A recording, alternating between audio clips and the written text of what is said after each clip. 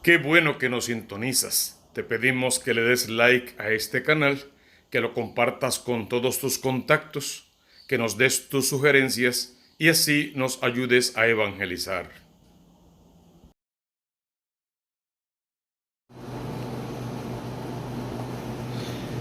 Buenos días, hermanos en Cristo y María. Una mañana más para compartir la palabra de Dios hoy, en el lunes de la séptima semana durante el tiempo de Pascua o la semana de la ascensión del Señor a los cielos, en preparación a la gran fiesta de Pentecostés. Seguimos rezando nuestro novenario, nuestro decenario también, son 10 días, aunque por lo general hacemos una novena, y estamos pidiendo ese Espíritu Santo que descienda poderoso sobre nosotros. Hoy la primera lectura fue tomada una vez más del libro de los Hechos de los Apóstoles, en el capítulo 19, versos 1 al 8. Mientras Apolo estaba en Corinto, Pablo atravesó la meseta y llegó a Éfeso. Allí encontró unos discípulos y habló con ellos. Ya sabemos que Apolo básicamente es poco el tiempo que está en este plan de salvación de Dios, pero que llegue con su formación, con su carisma, con su personalidad, ocupa un lugar muy importante, predica con poder, enseña, arrastra a las masas hacia sí, pero luego él dirige a las masas hacia el Cristo de la gloria y se convierte en uno más de esos primeros misioneros de la iglesia verdadera allá en el libro de los Hechos de los Apóstoles. Pablo ahora está en Éfeso, encuentra a una gente y les pregunta si ya recibieron al Espíritu Santo de Dios al aceptar la fe. Porque efectivamente creían en el Dios de Israel, en el Dios verdadero, les servían, no faltaban a la sinagoga, cumplían con la ley. Por lo tanto, Pablo necesitaba saber si además de toda esa tradición ya habían conocido al Espíritu Santo de Dios. La respuesta de ellos es muy importante. Ni siquiera hemos oído hablar de un Espíritu Santo.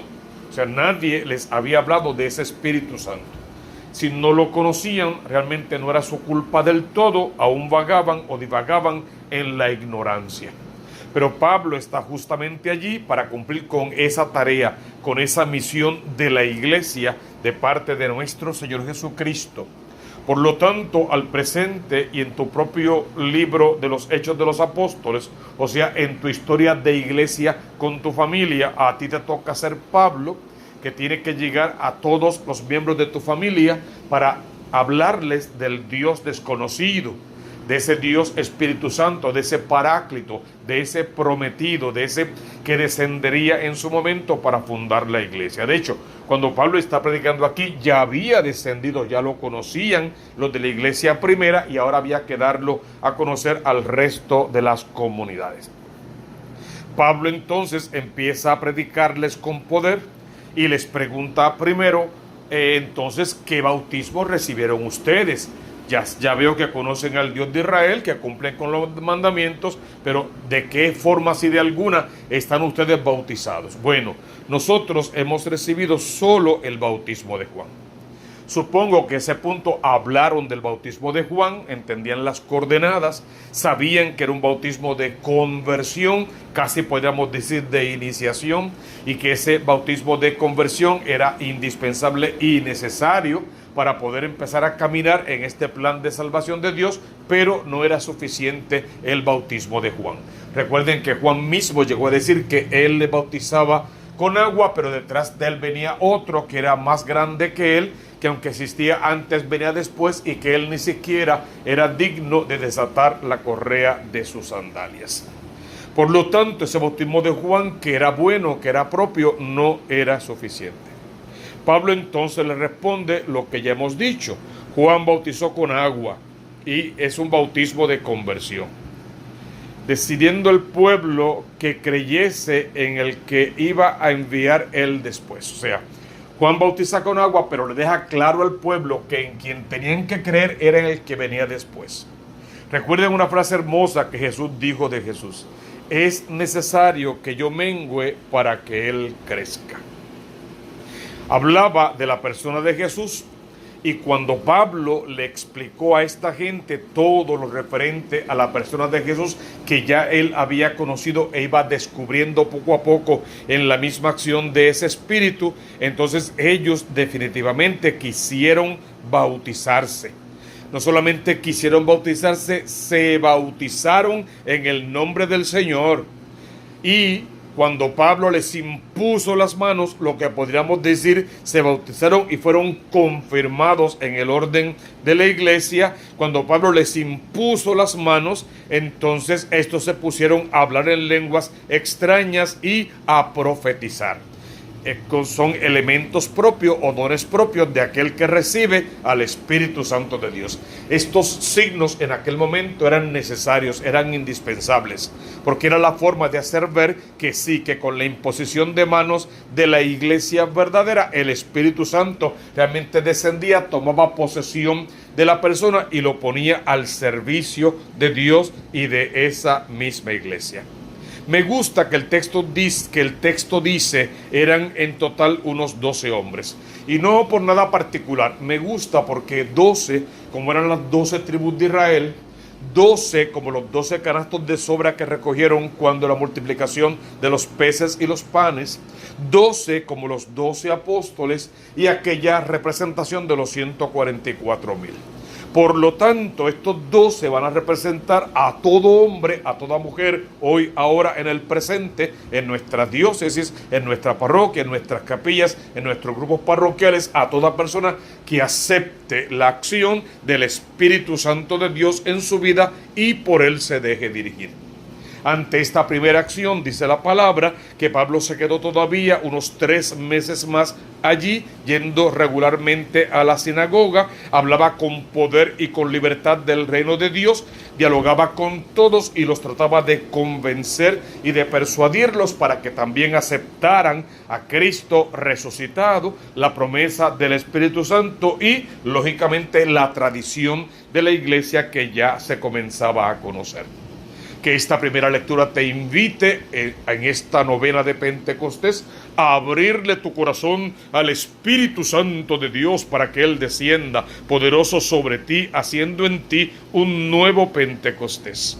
Que en tu corazón habite el colegio apostólico, los 12 apóstoles, para que así como aquella primera vez el Espíritu descendió en Pentecostés sobre los 12 y María Santísima, hoy y ahora tu corazón también, en el cual están instalados los 12 y María Santísima, en una forma de hablar, venga ese Espíritu, descienda sobre ti, puedas experimentar la imposición de manos de la iglesia verdadera, puedas profetizar y hablar en lenguas y hacer del caudal de los dones del Espíritu Santo de Dios un estilo de vida.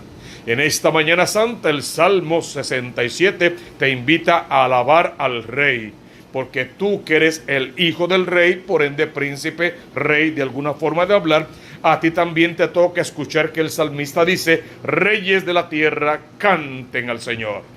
Esa canción de alabanza que le agrada a Dios, porque Dios se complace en la alabanza de sus hijos, debe ser el pan nuestro de cada día, desde que nos levantamos hasta que nos acostamos. ¿Qué trae de suyo el Evangelio de hoy?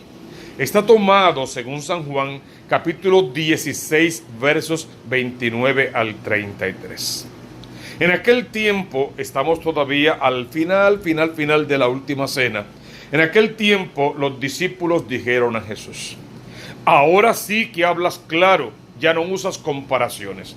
Recuerden que Jesús muchísimas veces habló en parábolas, habló en otros estilos que parecían medio adivinanzas o acertijos. Habló de cosas muy espirituales y elevadas que ellos no podían entender, pero ya al final les fue abriendo el corazón, les fue diciendo las cosas tal cual, se fue presentando: yo soy el que soy, yo soy la puerta, yo soy el buen pastor, yo soy, todos los yo soy que fue diciendo, y se fue revelando al punto de decirles: el Padre y yo somos uno, quien me ha visto a mí ha visto al Padre, ¿no? Toda esa revelación que le va dando hace que los discípulos aseveren en toda confianza: ahora sí que hablas claro y no usas comparaciones.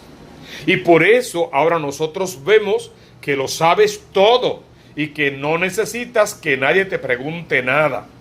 Por ello creemos que has salido de Dios.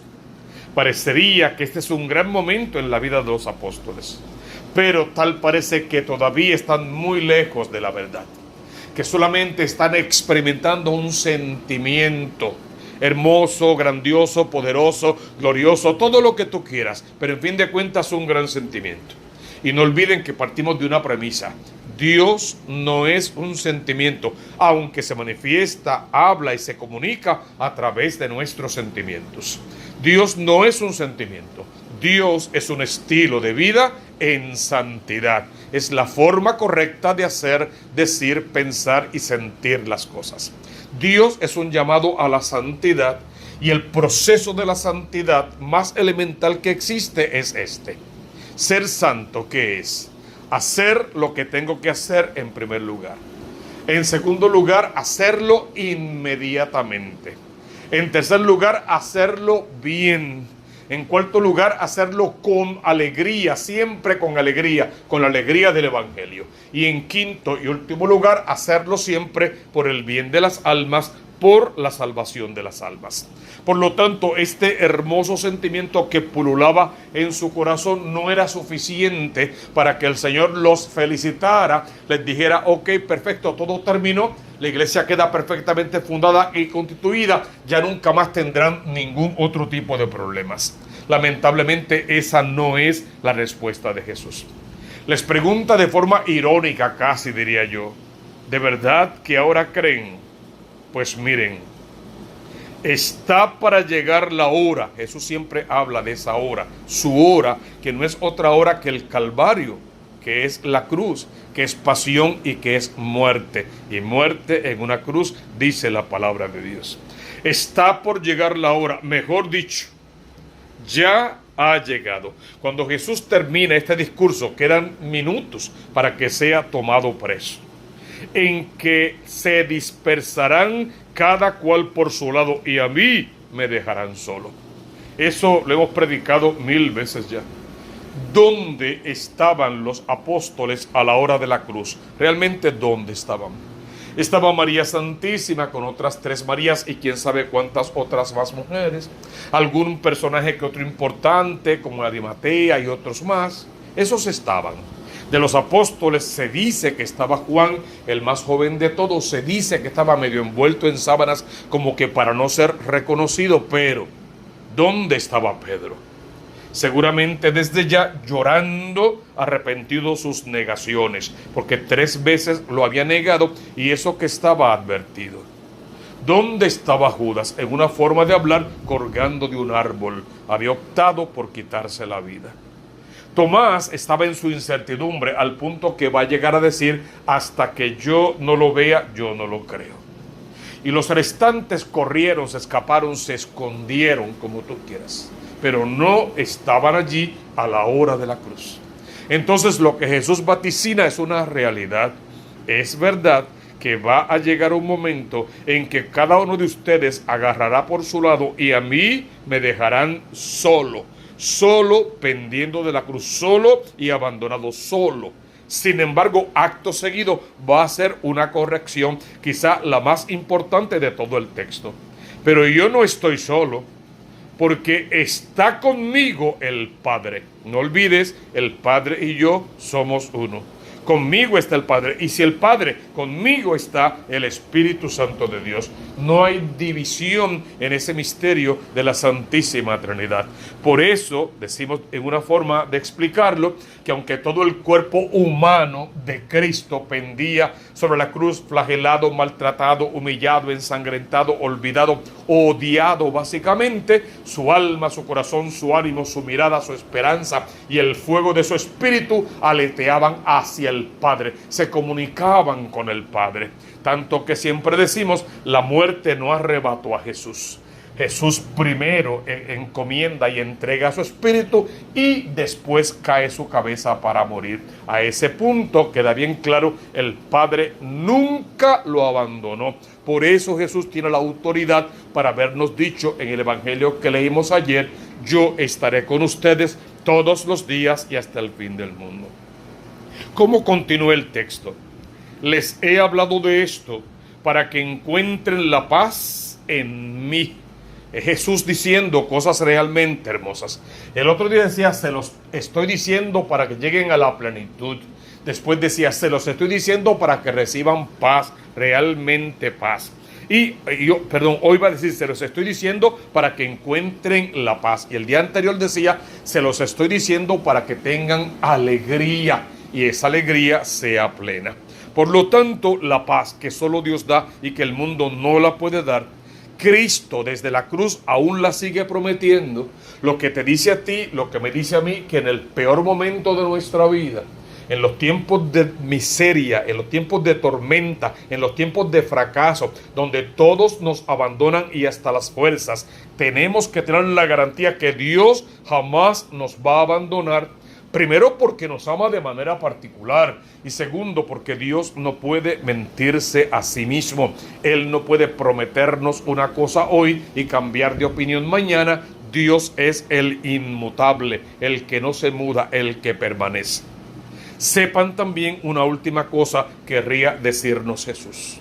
En el mundo tendrán luchas, el mundo es muy difícil, no es tan fácil como parece, no todo lo que brilla es oro. Y habrá dificultades, persecuciones, luchas, muerte incluida, habrá de todo un poco. Pero tranquilos, creen en mí, crean en el que me ha enviado.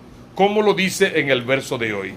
En el mundo encontrarán luchas, pero tengan valor, porque yo he vencido al mundo. Si creemos en la palabra de Cristo, el que venció al mundo, tenemos que creer en su palabra cuando nos dijo, el que crea en mí podrá hacer las mismas cosas que yo hago y aún cosas mayores. Es la grandeza real de ese evangelio. El que crea en mí podrá hacer las mismas cosas que yo hago y aún cosas mayores. Creyéndole bonito a la palabra de Dios, experimentando el poder de su amor, sabiendo que este Dios nos ama, le pedimos, ese Espíritu desciende, ven a tocarnos con tu amor y con tu fuerza. Entra en cada matrimonio, santifícalo, purifícalo, unifícalo. Ven a vivir en el corazón de nuestros hijos y atráelos a tu plan de salvación de Dios. Ven a vivir en nuestra isla bendita y devuélvele el encanto a esta isla. Protégela con tu poder. Que desde los altares fluyan ríos de agua viva que inunden los hogares puertorriqueños y los llenen con el amor al Cristo de la gloria, la acción del Espíritu Santo de Dios y sobre todo la protección de ese Padre misericordioso. Que la Reina del Cielo, la Virgen de la Divina Providencia, la Madre del Dios verdadero por quien se vive, nos cubra con su manto y nos responda como alguna vez le diría la Virgen de Guadalupe a Juan Diego: no tengas miedo. ¿Acaso no estoy yo aquí, que soy tu madre?